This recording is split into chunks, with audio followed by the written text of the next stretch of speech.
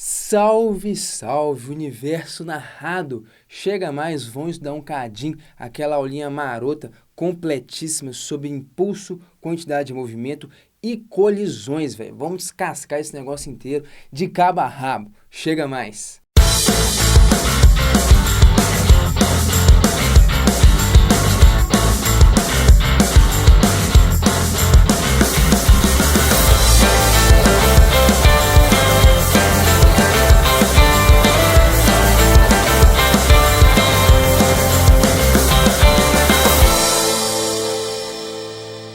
Pessoal, então vamos que vamos. Nessa aulinha de física aqui, a gente vai falar sobre impulso e quantidade de movimento, ou impulso e momento linear, que é até o termo mais utilizado pelo mundo aí afora. Esse negócio de quantidade de movimento foi algum brasileiro que inventou. Então aqui a gente fala muito isso, impulso e quantidade de movimento, mas já fica aí, então, se aparecer na prova o momento linear, a gente está falando disso, de quantidade de movimento, beleza?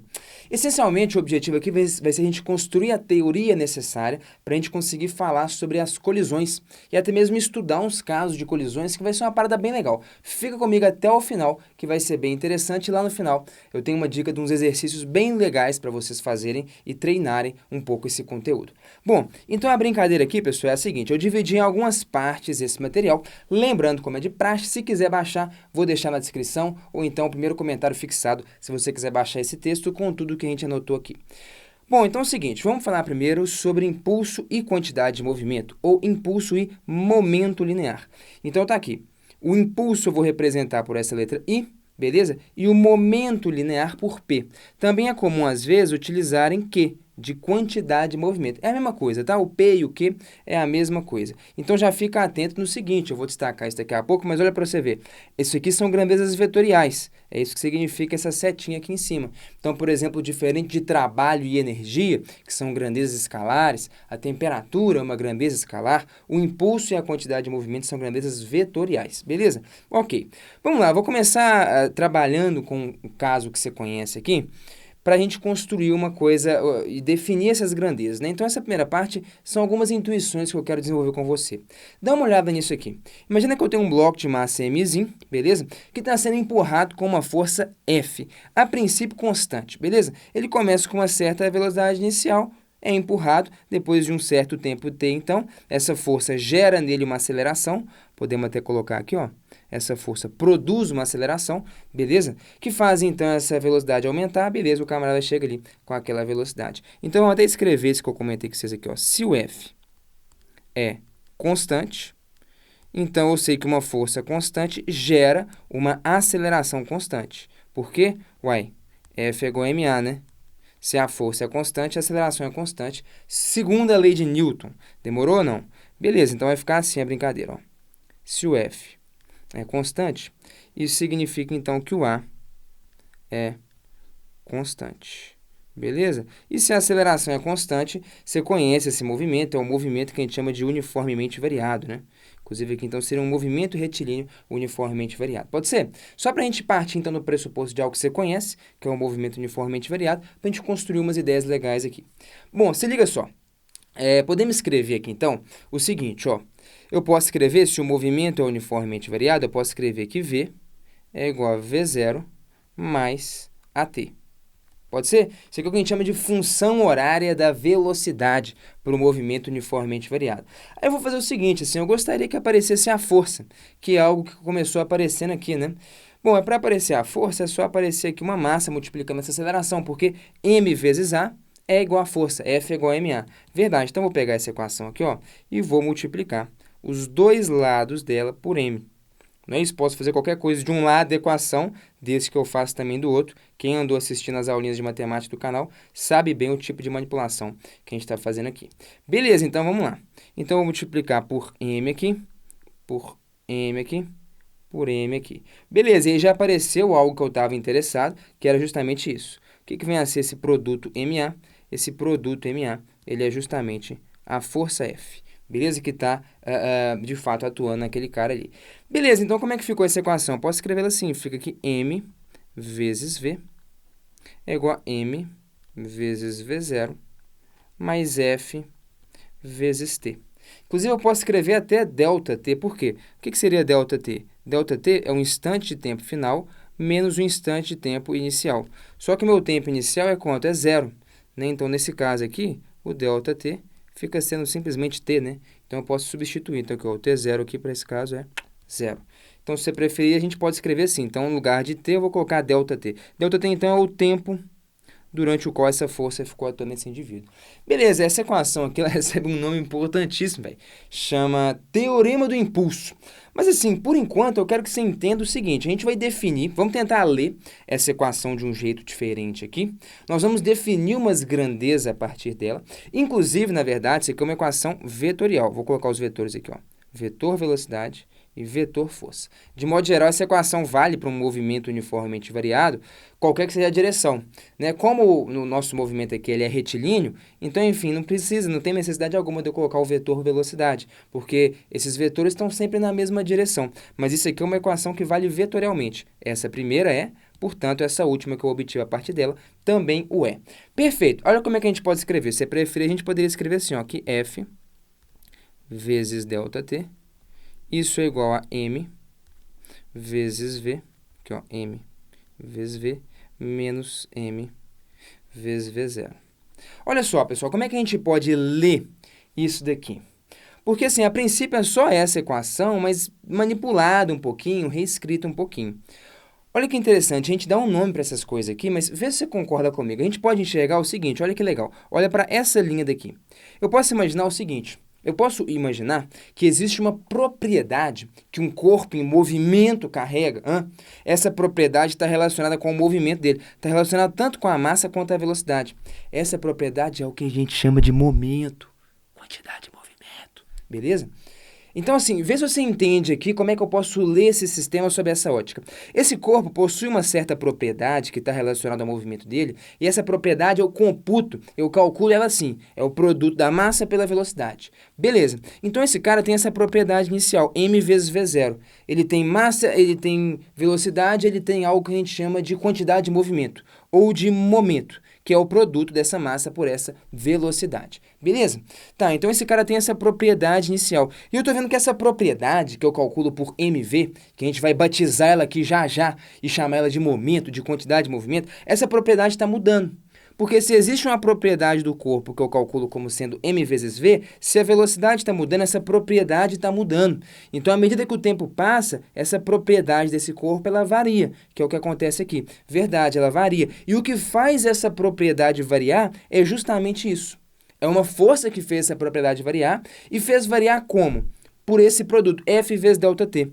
Exatamente esse produto da força pelo intervalo de tempo representa exatamente o tanto que a propriedade final, o mv final, é maior do que o mv inicial. Eu acho que nessa equação de baixo isso fica bem claro. Então, o F vezes ΔT, né, o que a gente chama de impulso, a gente vai batizar esse negócio de impulso da força, é o que fez variar essa propriedade mv do corpo. Isso é o mv final menos mv inicial. Então, a variação dessa propriedade que está associada ao movimento do corpo, que a gente vai dar o nome de quantidade de movimento, é exatamente igual ao impulso dessa força. O impulso de uma força é justamente o produto de F por ΔT. Isso aqui é uma parada importante, chama Teorema do Impulso, que nada mais é do que o quê? Do que a segunda lei de Newton. Você quer ver? Ah, para, né? Não sou. Olha só, deixa essa equaçãozinha do jeito que ela tá. Vou fazer só o seguinte, ó. Fatora a massa ali. Então, vou escrever assim, ó, F vezes ΔT. Se eu fatorar a massa, vai ficar assim, ó, V menos V0. V menos V0 é ΔV, a variação da velocidade, verdade. Vou deixar aqui, ó, ΔV. Pode ser? Beleza. Divide por ΔT os dois lados da equação. Então, esse ΔT some daqui e aparece ali.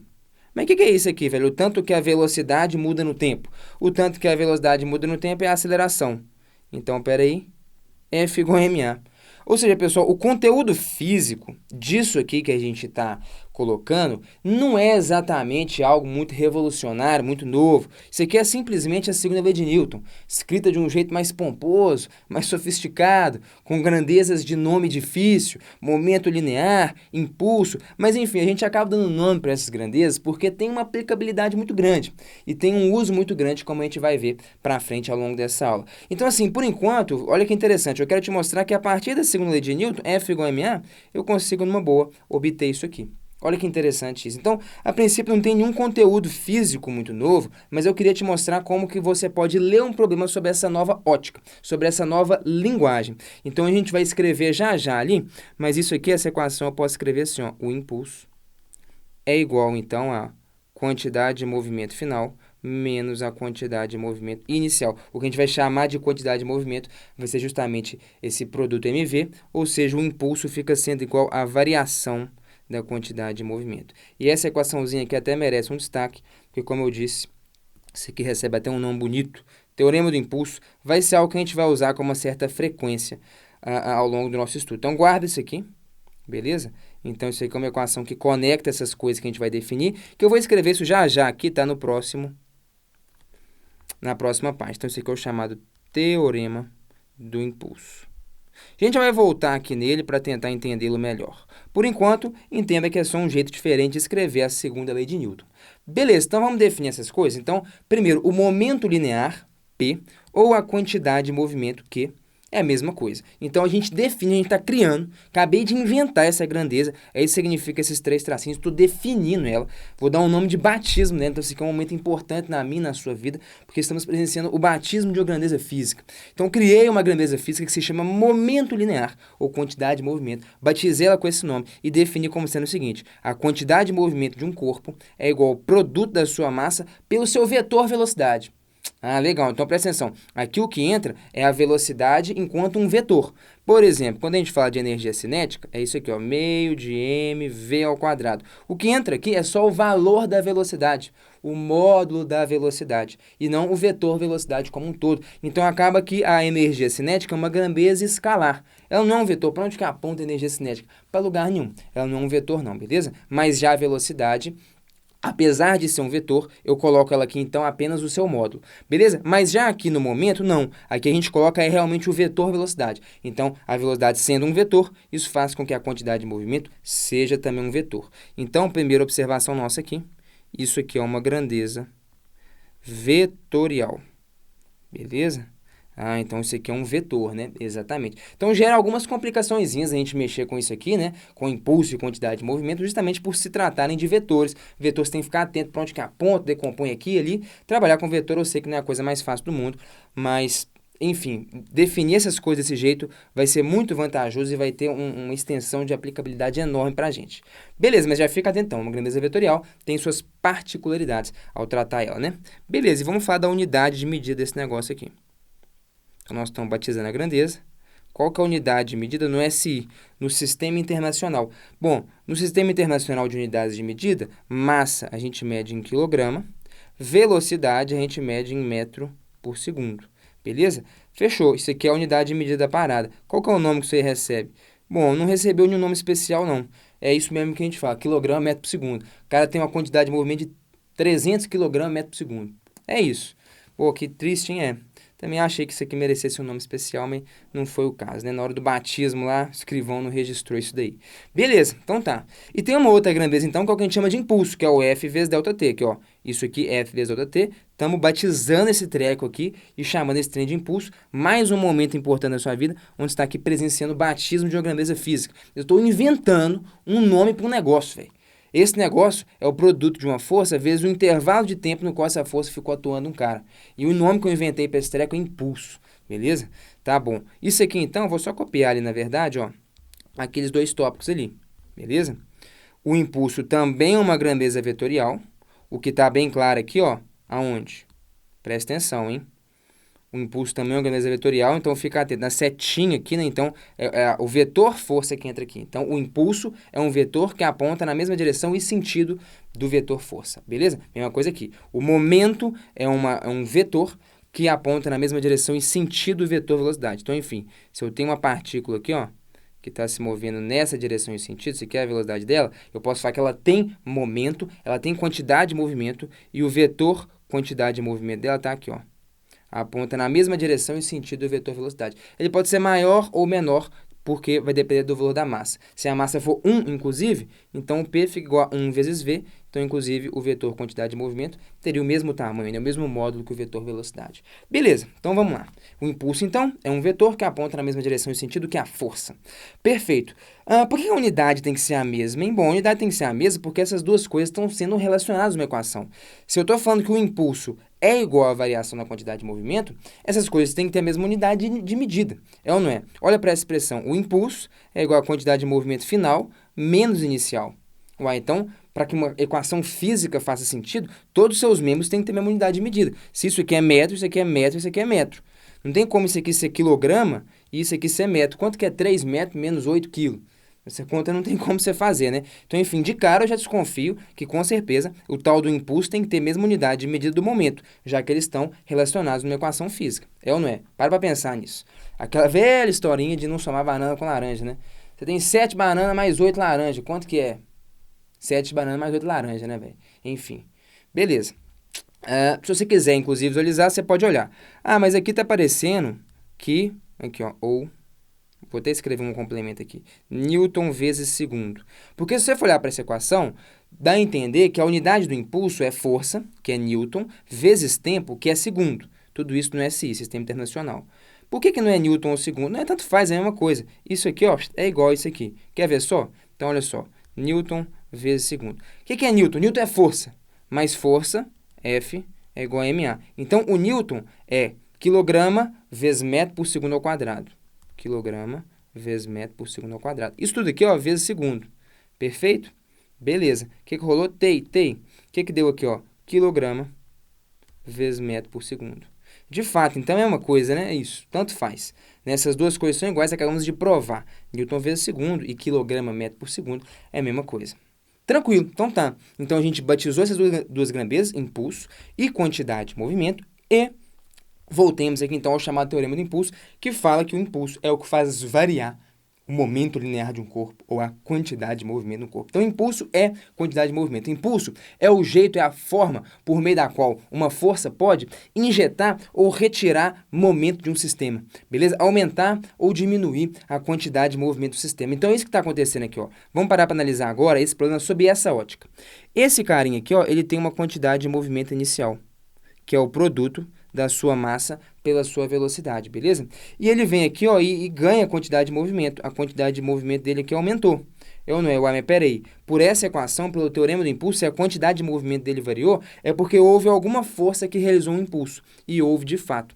Existe uma força F que está realizando um impulso ao longo desse movimento. O impulso dessa força é justamente o produto dessa força, pelo intervalo de tempo ao longo do qual ela fica atuando, e esse impulso representa justamente o tanto que aumentou essa quantidade de movimento, o tanto que variou essa quantidade de movimento. Faz sentido? Então, por enquanto, entenda como uma linguagem nova para a gente descrever um sistema como esse. Estamos criando, inventando grandezas, dando nome a elas, né? E agora a gente consegue ler esse problema sob essa nova ótica. Você fala assim, cara, beleza, mas por que a gente está criando esse tanto de grandeza nova? Por que a gente está inventando esses negócios e tal? Pois é, a gente está inventando porque tem uma coisa muito interessante, que é um princípio chamado princípio da conservação da quantidade de movimento. É uma lei de conservação da quantidade de movimento. Igual existe a lei da conservação da energia mecânica.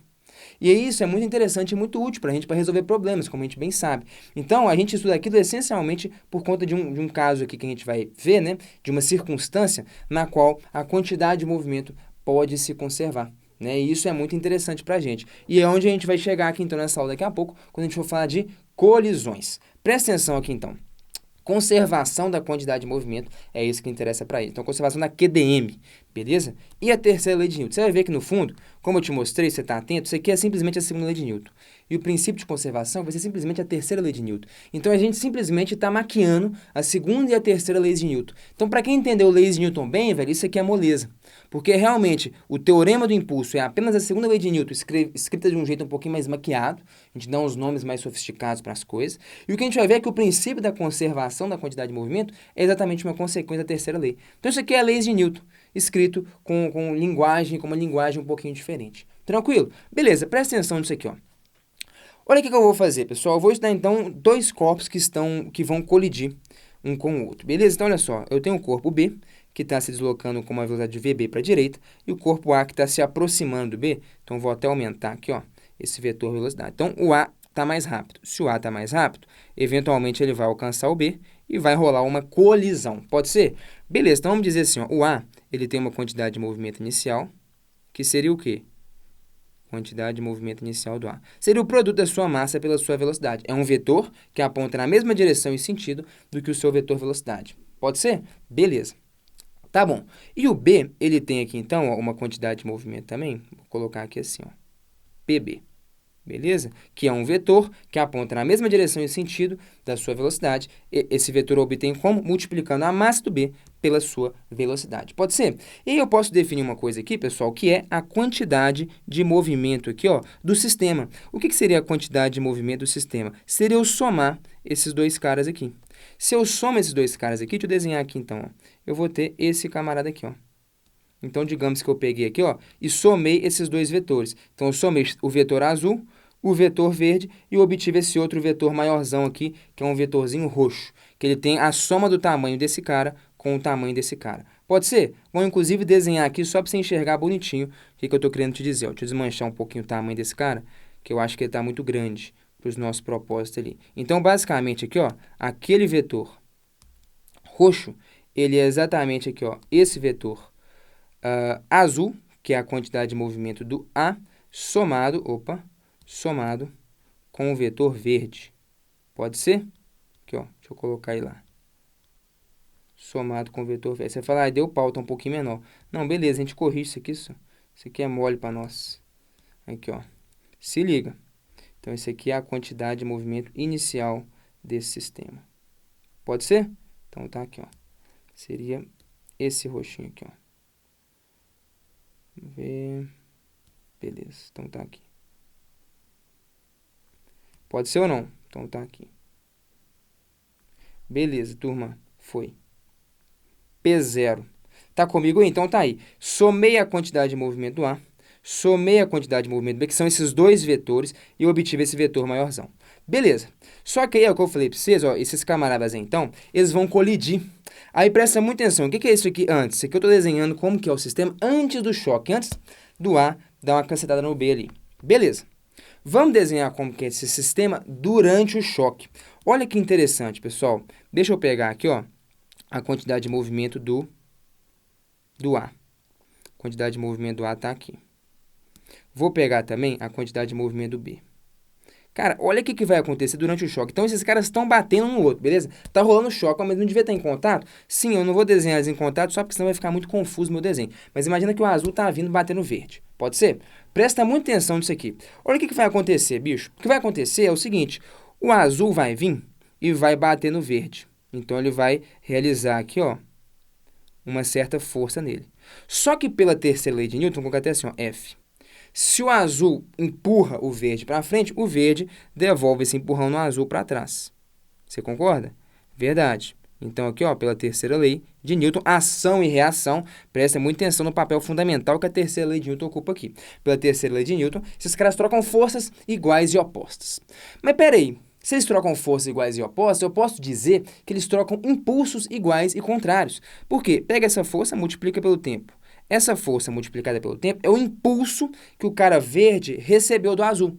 Só que, para pensar nisso aqui, o mesmo tempo, o choque dura o mesmo tempo, né? O mesmo tempo que o azul choca com o verde choca com o azul. Não tem como o cara azul realizar a força por mais tempo no verde do que o verde realiza no azul. O tempo da colisão é o mesmo para os dois, né? Por menor que seja, 0,1 segundos, 1/10 de segundo, 1 milésimo de segundo, o mesmo tempo em que o A está batendo no B, o B está batendo no A. É ou não é? Verdade, então esse tempo aqui é o mesmo.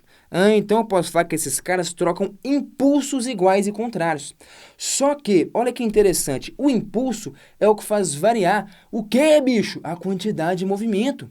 A gente que criou essa grandeza, deu o nome de impulso, batizou ela lá, e esse cara era quem? Era o que fazia variar a quantidade de movimento num sistema. Volta para cá, que o impulso é a variação da quantidade de movimento. É o impulso de uma força que faz variar o momento de um sistema. Pô, bonito isso, profundo. O impulso é o que faz variar o momento do sistema. Quase poético. Presta atenção na poesia que vai rolar aqui, velho. Se o impulso é o que faz variar o momento do sistema, olha que interessante. Isso aqui é a quantidade de movimento que o A tinha antes do choque. Eu só copiei, beleza ou não? E isso aqui é a quantidade de movimento que o B tinha antes do choque. Então, se o impulso é o que faz variar a quantidade de movimento, olha para isso aqui, velho. O B recebeu um impulso que está a favor da sua velocidade. Então, eu vou desenhar aqui, ó, ele recebe um impulsozinho aqui, ó. Ele recebe um impulso que faz aumentar a quantidade de movimento dele. Então, deixa eu colocar aqui, ó, esse aqui seria o impulso que ele recebeu. Faz sentido ou não? Só que o A recebe um impulso contrário à sua quantidade de movimento. Verdade, ele recebe um impulso que faz a sua quantidade de movimento diminuir. Aqui, ó, o impulso que ele recebe faz a sua quantidade de movimento, vou colocar assim, ó, menos I. Então, o impulso que um ganha, o outro toma um impulso igual ao contrário. Por quê? Por causa da terceira lei de Newton. Os corpos em contato trocam forças iguais e opostas, né? As forças sempre vêm aos pares. Caramba, é mesmo. Então, peraí, depois do choque, olha o que pode acontecer, olha o que vai acontecendo, olha que interessante. A quantidade de movimento do A diminuiu de um certo tantinho. Então, eu vou escrever aqui, ó, depois do choque, o que rolou foi isso aqui, ó. A quantidade de movimento A, vou chamar de PA', quantidade de movimento A depois da colisão. Já a quantidade de movimento B aumentou, porque ele recebeu um impulso a favor do seu momento. O impulso é o que faz variar o momento, filho. Se ele recebe um impulso a favor, o momento dele aumenta. Se o cara de carro recebe um impulso contrário, o momento dele diminui. É ou não é? Beleza, então o momento desse camarada aqui, ó, aumentou. O momento desse camarada aqui aumentou. Então, depois da colisão, presta muita atenção, depois da colisão, tá aqui, ó, PB'. O momento dele aumentou. Os caras trocaram de velocidade. Então, eles trocaram de velocidade, então o momento deles mudou. Só que, velho, presta muita atenção. O que você acha que vai rolar, velho, se eu somar, de novo, a quantidade de movimento total do sistema? Quantidade de movimento do A, perceba, mudou. Aqui, ó, tá diferente, o vetor diminuiu.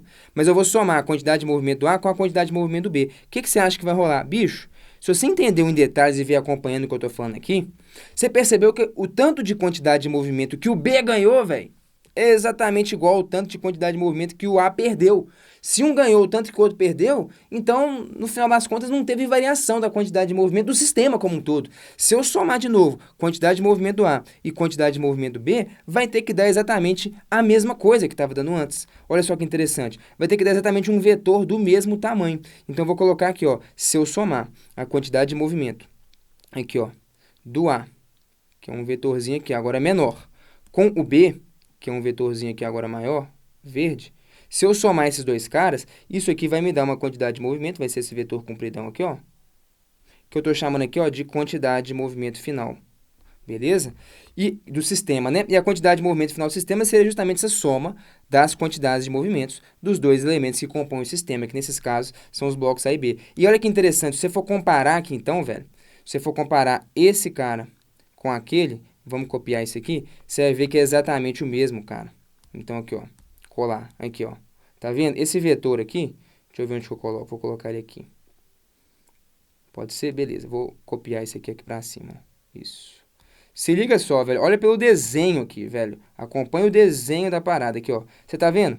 O vetor quantidade de movimento inicial, bicho, ele tem exatamente a mesma direção horizontal, o mesmo sentido, apontando para a direita, e o mesmo módulo que o vetor quantidade de movimento final. Então, significa que esses vetores são idênticos. Mesma direção, mesmo módulo, mesmo sentido, eles são absolutamente idênticos, velho. Caramba, então, peraí. Olha o que a gente acabou de concluir, que a quantidade de movimento inicial do sistema é igual à quantidade de movimento final do sistema. Isso aqui é o chamado princípio de conservação, velho, da quantidade de movimento. Olha que doideira isso aqui, velho. Mas por que isso rolou? Por que a quantidade de movimento do sistema não se alterou? Por conta da terceira lei de Newton, velho. Como o Newton falou, velho, que todas as forças vêm aos pares, a força que um corpo dá, ele toma uma igual ou contrária, significa que numa colisão, os corpos sempre vão trocar impulsos iguais e contrários. Como o impulso é o que faz variar a quantidade de movimento, isso significa, nas entrelinhas, que o que um corpo ganhar de quantidade de movimento, o outro vai perder. Se um ganha, o outro perde. No final das contas, então, a quantidade de movimento do sistema não variou. É claro que a quantidade de movimento individualmente de cada um deles variou. Antes, o momento maior era do azul, o menor era do verde.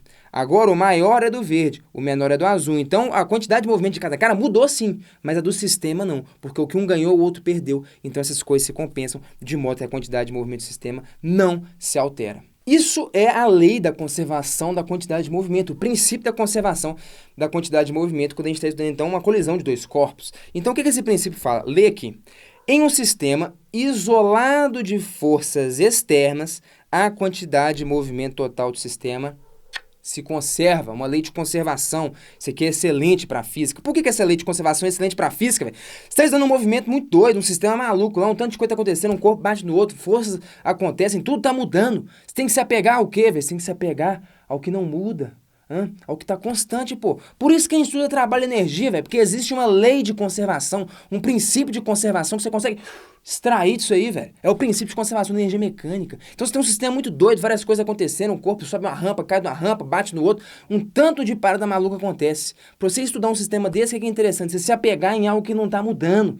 Você se apegar em algo que é constante, que não varia. Por exemplo, a energia mecânica do sistema. É por isso que a gente define essas coisas malucas aqui, impulso, quantidade de movimento, justamente porque sob certas circunstâncias, que é o que a gente vai estudar aqui agora, sob certas circunstâncias, a quantidade de movimento de um sistema se conserva. E isso é muito interessante para o físico, isso é muito interessante para você estudar um sistema muito doido, em que várias coisas acontecem, você se apega justamente no que não varia. Velho, pode o pau torar, o macaco abraçar, o menino chorar, tudo acontece ali, mas a quantidade de movimento do sistema não muda. Mas a energia não muda, você se apega, são essas coisas que são constantes, que se conservam para estudar como é que seu sistema está mudando. Olha que doideira isso aí, hein? É isso. Pô, falei pouco aqui, mas falei bonito, hein? Presta atenção, então. Em um sistema isolado de forças externas, a quantidade de movimento total do sistema se conserva. Beleza? Beleza. Como assim isolado de forças externas? Não entendi. Olha que interessante. Meu sistema é A e B. Esse par de forças que eles trocam, a gente chama de forças internas. Como assim? Se meu sistema é o cara A e o cara B, uma força interna é uma força que o A faz no B ou o B faz no A, entendeu? Forças internas são forças feitas, né, por corpos do sistema em corpos pertencentes também ao sistema. Ok? Por que tem que estar atuando só força interna, então, para a quantidade de movimento do sistema se conservar? Justamente porque as forças internas aqui vão vir aos pares. Então, o A bateu no B e o B bateu no A, então isso vai significar uma troca de impulsos iguais e contrários. Se eles trocam impulsos iguais e contrários, isso significa que o que um ganhou de quantidade de movimento, o outro perdeu. Pode ser ou não? Agora, por exemplo, se tiver atrito atuando, olha que interessante. Se tiver atrito atuando, velho, é uma outra força que está atuando aqui, ó, que não é uma força que vai ter uma reação lá no B. Então, por exemplo, o A vai estar variando sua quantidade de movimento, sei lá, ganhando, sem necessariamente o B estar perdendo o mesmo tanto. Você entendeu a ideia? Isso aqui, você percebeu que foi fundamental para a gente chegar nessa ideia de que a quantidade de movimento do sistema se conserva, foi absolutamente fundamental a ideia de que o tanto que um ganha de quantidade de movimento, o outro perde. E isso só aconteceu porque a gente estava falando de forças internas. Exatamente a mesma força que o B sofreu, ele foi lá e devolveu no A. Então o impulso que ele ganhou, o A perdeu. Agora, se tiver uma força externa, sei lá, um menino. Tem um menino que está puxando esse bloco aqui.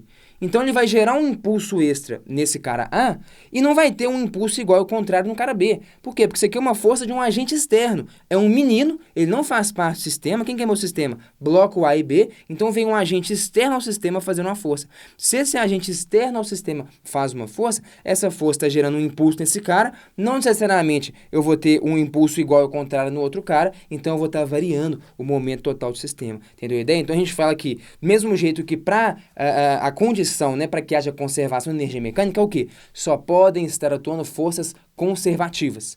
Para que haja conservação da quantidade de movimento, então, só podem estar atuando forças internas, ok? Ou, de outro modo, para que a energia mecânica conserve, não pode estar atuando força dissipativa, força que faz variar a energia mecânica, ok? Para que a quantidade de movimento do sistema conserve, não pode estar atuando forças externas. As forças externas fazem variar a quantidade de movimento do sistema. Entendeu o que eu falei? Então vamos para a próxima página. Presta muita atenção. Então, esse é o princípio de conservação. Então, sobre a ação de forças internas, a quantidade de movimento de um sistema se conserva. A importância da força interna é isso. Beleza? O A bateu no B, o B bateu no A, o cara ganhou um impulso, o outro tomou um impulso contrário. O que um ganhou de quantidade de movimento, o outro perdeu, já era. Quantidade de movimento do sistema não se alterou. Caramba, fiquei até com sede. Beleza, parte 3, colisões. Olha, nossa, olha a densidade dessa aula aqui, a densidade, massa sobre volume. Dá o seu like aí, porque o bagulho aqui tá realmente sincero, né? Beleza. Parte 3, colisões. Vamos falar de colisões, tipos de colisões que podem aparecer, porque afinal de contas foi isso que a gente estudou. Essencialmente, a gente vai estar muito interessado em estudar essa palavra de quantidade de movimento em colisões. Por quê? De modo geral, em colisões, a quantidade de movimento sempre conserva. Por quê? Porque o que é uma colisão? É o A batendo no B e o B batendo no A.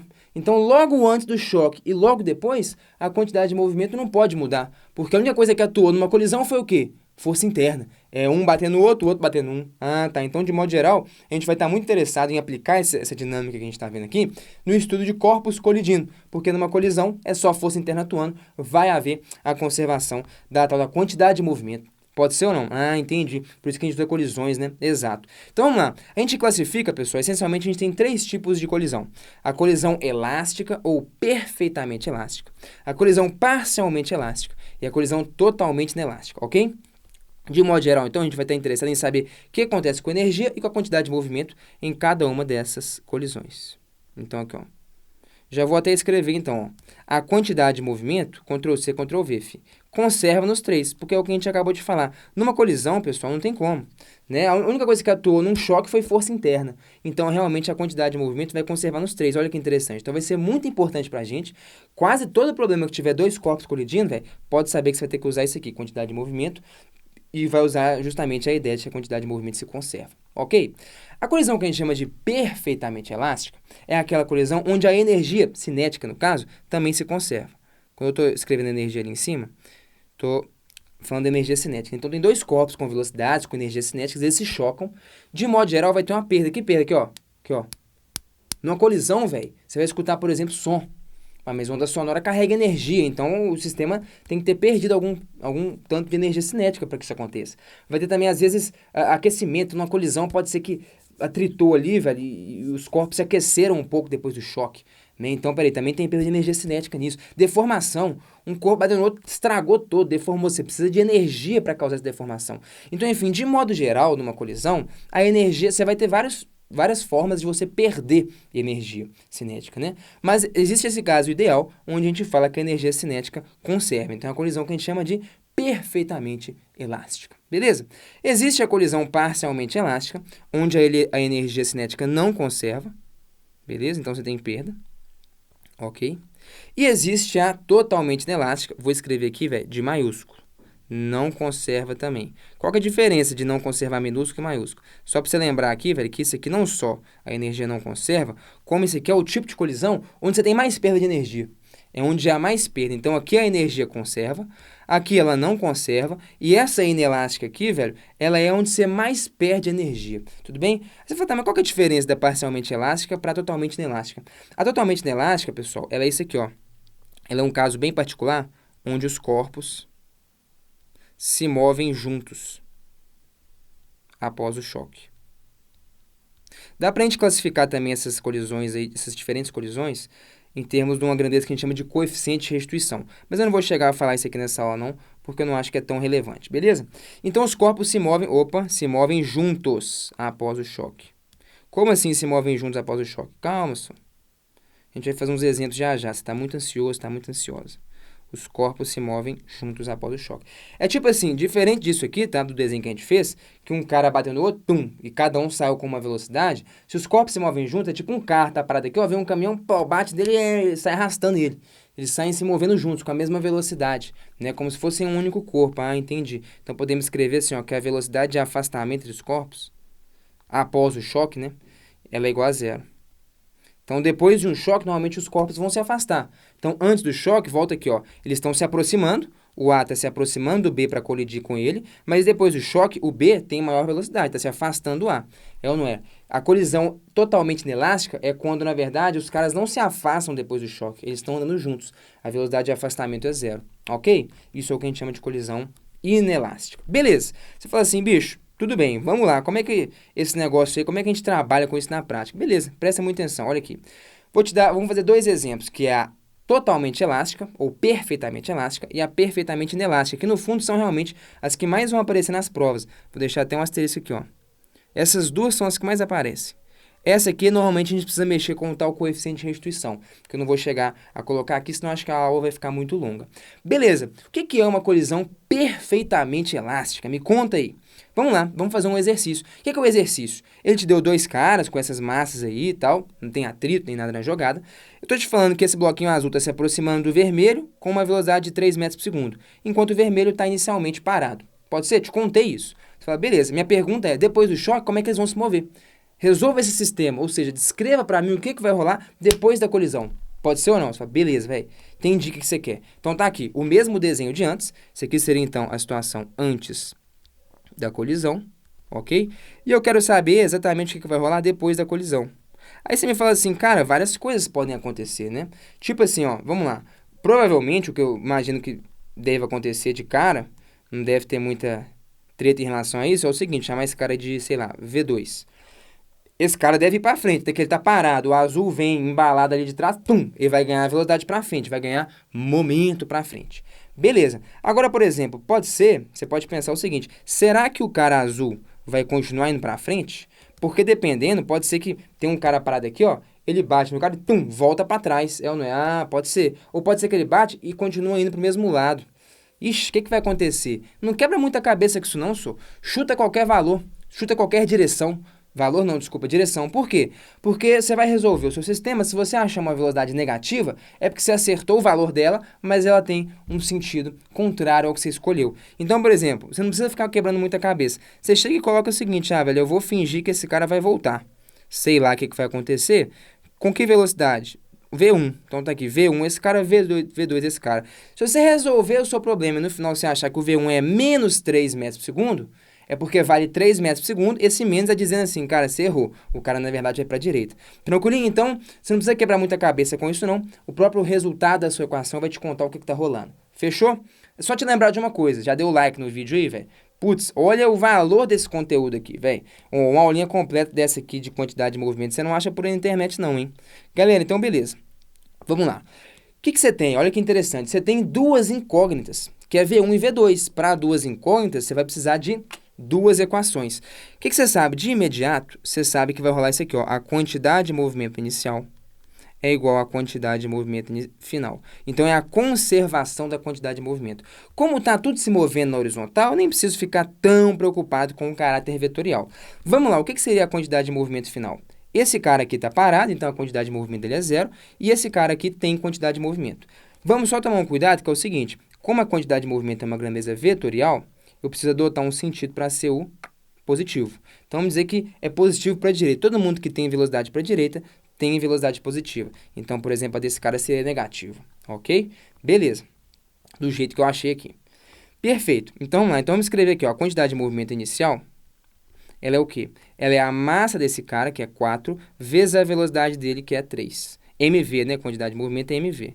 4 vezes 3. A quantidade de movimento final seria a massa desse cara vezes a velocidade, positivo. Então, esse aqui é o cuidado que você tem que tomar, tá, pessoal? Como a quantidade de movimento é uma grandeza vetorial, então, por exemplo, se um vetor está apontando para o sentido oposto, eu tenho que colocar ele com um sinal diferente na continha escalar, né? Então, toma só esse cuidado, perfeito? Então, olha só, a quantidade de movimento final vai ser o quê? Vai ser a quantidade de movimento desse cara, que é mv, mais a quantidade de movimento do outro cara, só que na verdade é uma soma de vetores.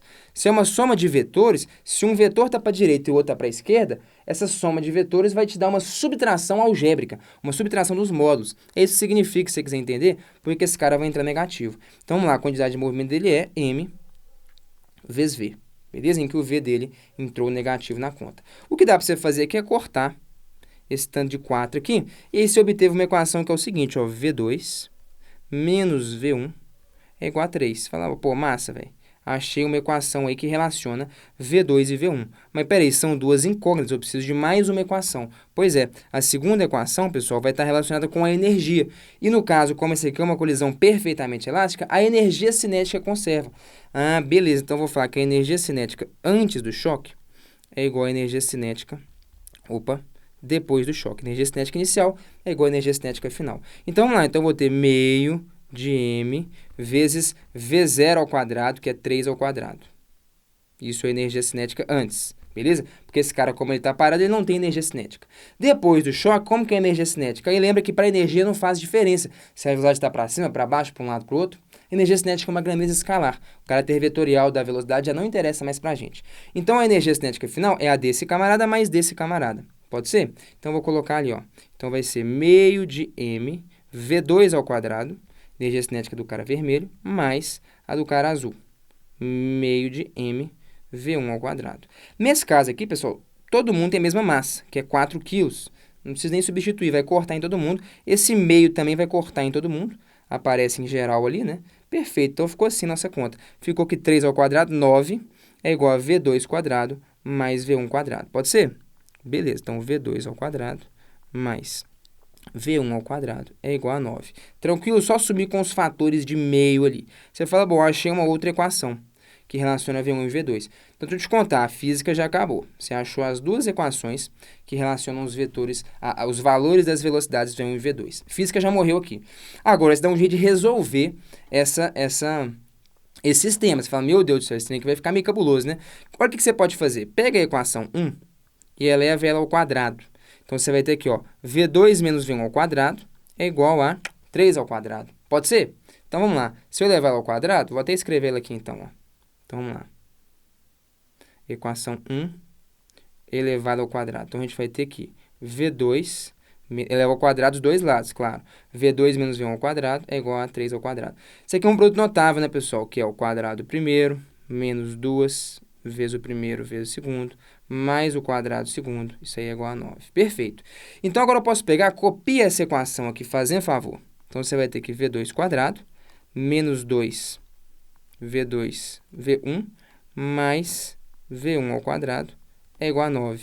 Pode ser? Então, tá aí, pessoal. Você tem aqui agora essas duas equações. O que você pode fazer? Olha que interessante. Eu posso pegar e subtrair essas duas equações. Porque olha que interessante. Eu vou ter que V2 ao quadrado menos V2 ao quadrado vai cortar. V1 ao quadrado menos V1 ao quadrado vai cortar. Menos esse cara vai ficar positivo. Então, eu vou ter 2 V2 V1. Isso vai ter que ser igual a 9 menos 9, 0. Caramba, é verdade. Mas aí, peraí, pessoal, você tem um produto de dois números dando zero. Ô, bicho, isso aqui, até ontem, só acontece se um dos dois for zero, né? Ou o V2 é zero ou o V1 é zero. Então, você tem duas possibilidades. Ou o V1 é zero ou o V2 é zero. Pode ser? Aí você me fala assim, tá, V1 é zero ou V2 é zero. Meu Deus do céu, tem duas possibilidades.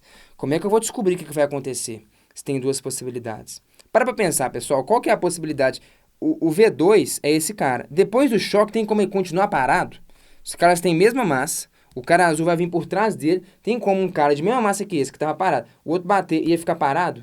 Não, não tem como. Se ele ficou parado, o que aconteceu com o outro cara? Bateu e voltou? Só se aqui foi uma parede, né? Uma barreira. Não. Necessariamente, esse cara vai ter que andar. Você concorda? O V2 não tem como ser zero. Verdade, o V2 é impossível ser zero. A gente está vendo pela física, então esse aqui não é o caso. Ah, então, eu achei, então, de fato, qual que é a solução. A solução é que o V1 é zero, e se o V1 é zero, você volta, por exemplo, em alguma dessas equações. Se o V1 é zero, zero isso aqui, o V2 fica sendo igual a 3. Pô, beleza, então vou escrever aqui do lado, ó. Qual que é a solução? Qual que é a nossa resposta? É isso que a gente queria. Descobrir como que o sistema vai se comportar após a colisão.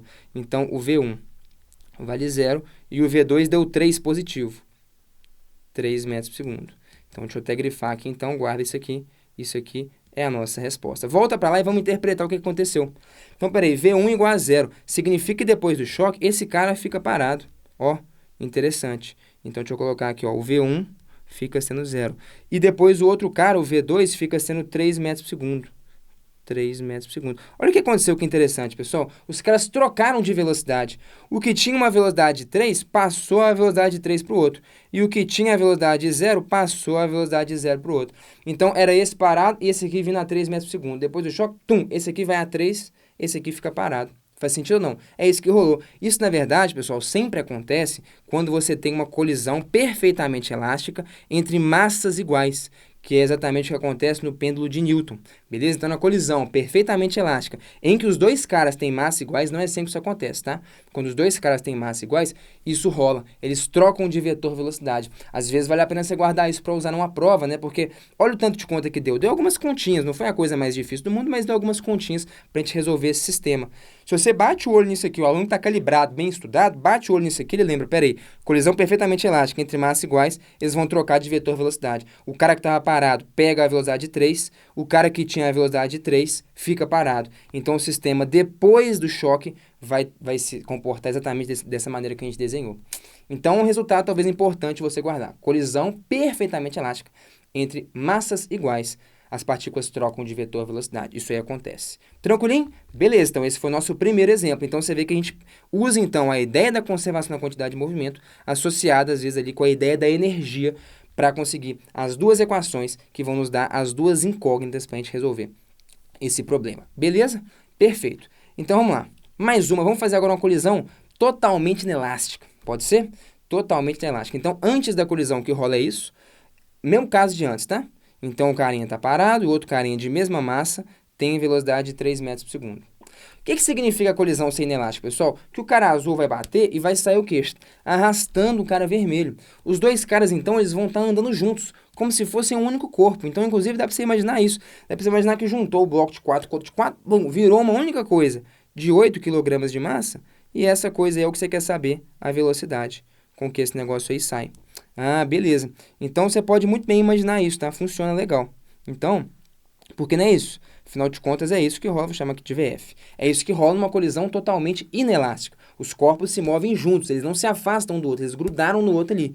Então eu posso imaginar que realmente fundiu ali um bloco azul, entrou no vermelho, virou um negócio de 8 kg de massa que saiu andando, e eu estou interessado justamente em descobrir quanto vale essa velocidade. Então a gente escreve aqui, então, pessoal, a conservação da quantidade de movimento. Quantidade de movimento inicial é igual à quantidade de movimento final. Momento inicial é igual ao momento final. Presta muita atenção nisso aqui.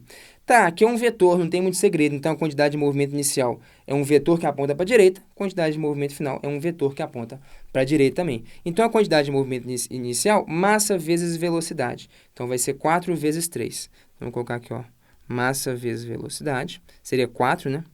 Vamos colocar bonitinho aqui, né? Mais a quantidade de movimento do cara vermelho. Seria a massa vezes a velocidade. Só que ele está o quê? Parado.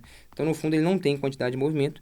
Isso é igual à quantidade de movimento final, que seria a massa total, como se eu tivesse um bloco de 8 kg, se movendo a uma velocidade, o quê? VF. Pode ser? Como que ficou a equação? Isso aqui é zero. Beleza? Então, ficou que 4 vezes o V0, que é quanto? 3. Né? 4 vezes 3 é igual a 8 vezes VF. Pode ser ou não? Então, ficou com o meu VF. Faz a continha aí, né? 4 dividido por 8 dá meio. 3 vezes meio, metade de 3, 1,5 metros por segundo. Essa aqui, então, é a velocidade com que esse bloco aí, ó, sai. Beleza? Com que esse sistema vai sair para a direita. Então, resolvido o probleminha, sei a velocidade com que ele começa a se deslocar para a direita depois do choque. Se você quiser fazer, faça o teste. Vou fazer com vocês aqui, ó. Ah, eu queria usar conservação de energia. Esse aqui é o erro mais comum. Se você usar conservação de energia, vai dar errado, cara. Inclusive, olha para você ver. Quanto vale a energia cinética inicial? Energia cinética inicial, antes do choque, esse cara não tem energia cinética. Quem tem é só esse, meio de mv2. Vamos fazer a conta? Então, aqui, ó. Energia cinética inicial é meio de m, v ao quadrado, do cara azul, mais meio de m, vezes v ao quadrado, que é o cara rosa. Ah, é zero, isso, estou colocando só para ficar completinho. Esse termo realmente é zero. Então, ficou como, pessoal? Isso aqui vai dar 9, não é isso? 9 vezes 2, 4 sobre 2, 2, 18. Então, você vai ter 18 joules de energia cinética. E quanto vale aqui, ó, a energia cinética final? Energia cinética após o choque. Você pode imaginar que você tem um bloco de 8 kg de massa andando àquela velocidade de 1,5 metros por segundo. Então, calcula meio de m, v ao quadrado. Acho que é melhor colocar até assim, ó. O v é 3 sobre 2, né? 1,5, 3 sobre 2. Pode ser? Então, vai ficar como? 8 sobre 2 aqui, pessoal, 4. Beleza? 4. E 3 meios ao quadrado, 9 quartos. 3 ao quadrado, 9. 2 ao quadrado, 4. Então, matou aqui. Olha o que aconteceu. 9 joules. Caramba, o sistema perdeu metade da sua energia cinética. Sim, não tinha avisado para vocês? Olha aqui. Isso aqui apareceu como consequência do nosso cálculo. Na tal colisão inelástica, a energia não conserva. Em maiúsculo, é a colisão que tem mais perda de energia. Nesse caso aqui, inclusive, perdeu-se metade da energia. Ah, sempre a metade? Não. Isso aqui foi o que aconteceu aqui agora, mas enfim, teve bastante perda de energia aqui. Então, eu não posso utilizar a conservação da energia, beleza? Então, a energia não se conserva. É uma colisão inelástica. Sempre quando falou os corpos vão andar juntos, já era. Pode saber, é uma colisão inelástica, você sabe que não vai conservar energia. Então, aqui, ó, energia cinética varia a perda de energia cinética no choque. Tranquilo? Beleza, então tá aí 2 exemplozinhos bem legais para que a gente possa estudar de colisões, né? Utilizando na prática a conservação da quantidade de movimento. Cara, essa aula não dá mole, é riquíssima. Favorita ela aí, dá um like, guarda esse link, porque a gente construiu do zero. O que é quantidade de movimento, o que é impulso, o que é o princípio da conservação e ainda aplicamos nos choques. Isso aqui vale ouro. E aí o jeito de você me dar um muito obrigado é dar um like, se inscrever no canal e por último, mais ou menos importante, ativar as notificações para ficar por dentro do que a gente produz por aqui. Ah, inclusive uma dica sinistra para vocês aqui, né? Vou deixar linkado aqui para vocês um vídeo, uma aula do meu amigo Taveira, continuando essa minha aula aqui, resolvendo exercícios com vocês. Se vocês quiserem fazer mais exercícios para treinarem isso daqui, não deixe de dar um pulo lá no link. Muito obrigado pela atenção de todos, valeu, até mais, tchau, tchau.